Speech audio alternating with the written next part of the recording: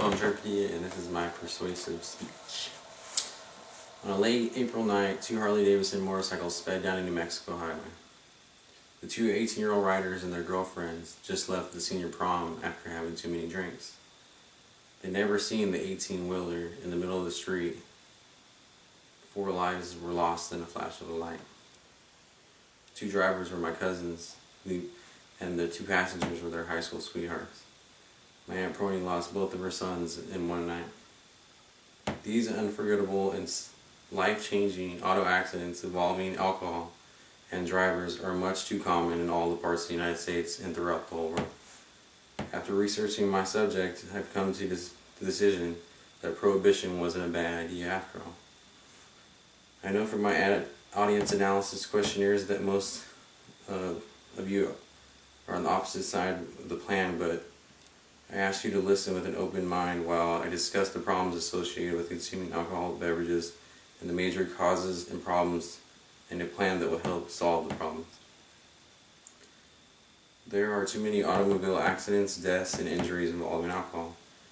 According to the Center for Disease Control and Prevention, excessive alcohol use, including underage drinking and binge drinking, can lead to the increased risk of health problems such as injuries, violence, liver disease, and cancer. According to the Institute of Medicine and National Research Council for the National Academics, teen alcohol use kills about 6,000 people each year, more than all illegal drugs combined. Evidence shows that the younger the driver, the greater the risk. According to the National Traffic Safety Administration, in 2002, every minute a person is injured in an alcohol-related crash. According to the National Highway Traffic Administration, 10,839 people died in drunk driving crashes in 2009. That's 1 every 50 minutes. Now we have seen the extent of the problem. Can we explore its causes? 4 major causes for the problem. The effects of alcohol has on the body. The short-term effects of alcohol has on the body, depending on how much blood contact, or BEC, is in the body at the period of time during the consumption of the alcohol, affects and ranges from the following: from euphoria, confusion, a coma, or even death, depending on the amount of blood alcohol content. The long-term effects of alcohol also are based on the consistent use of alcohol. These can range from the following: alcoholism, cardiovascular disease, chronic pancreatitis, alcohol liver disease, cancer, and death. The second effect of alcohol has on the human body is while operating machinery or motor vehicles. The motor skills involved in driving a motor vehicle include pyomotor skills, vision, perception, tracking, steering, from proceeding, and attention. A study conducted by the University of Los Angeles, or UCLA, data from the laboratory experiences indicated that all the functions impaired by alcohol, although they differ from extent of the impairment or the blood alcohol limit or content in somebody's bloodstream.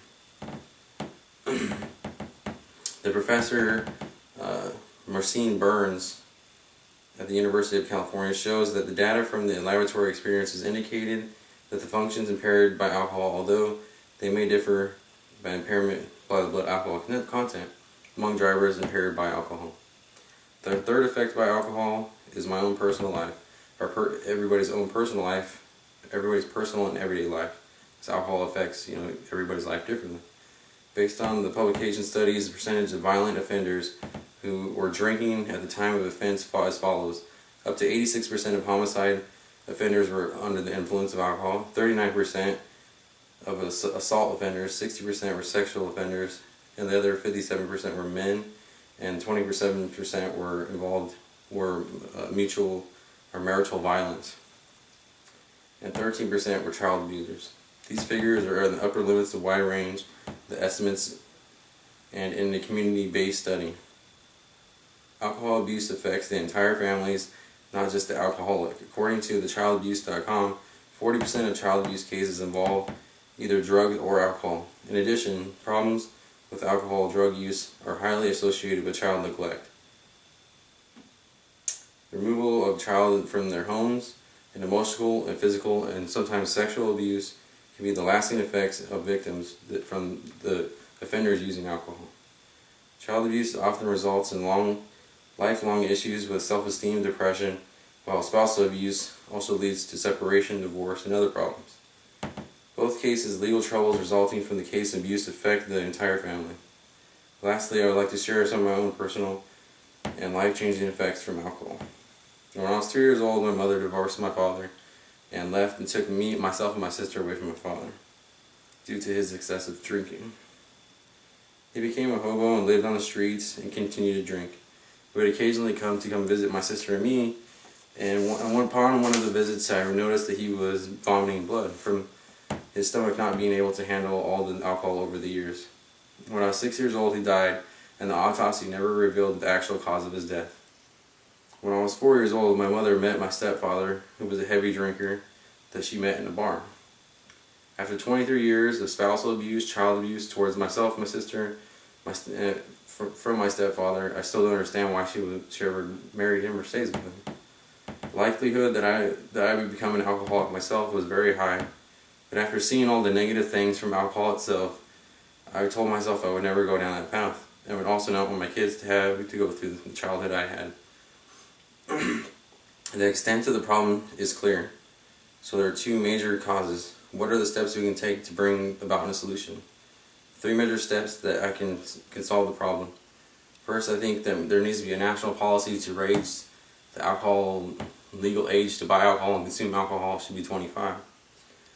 The reason that I think this is because most people have a college degree at the age of 25 and make better choices from their experience through life and their education to know to do something better than drink and make bad decisions.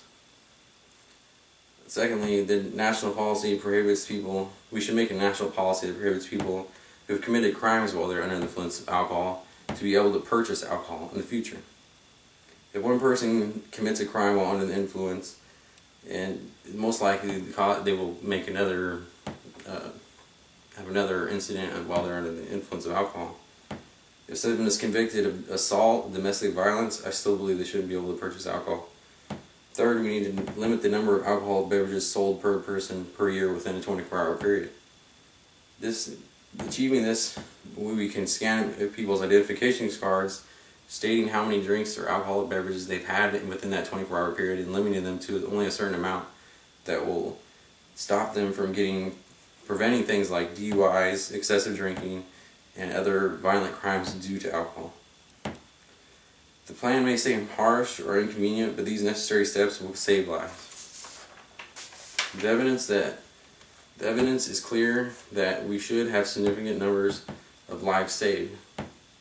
In conclusion, in 1 year alone, tens of hundreds of thousands of people won't live a long, healthy life that they deserve because of alcohol.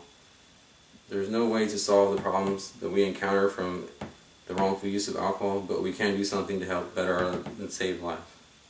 My plan seems harsh and inconvenient, but I know my aunt would greatly appreciate to trade all of this just to have her 2 sons back. Thank you.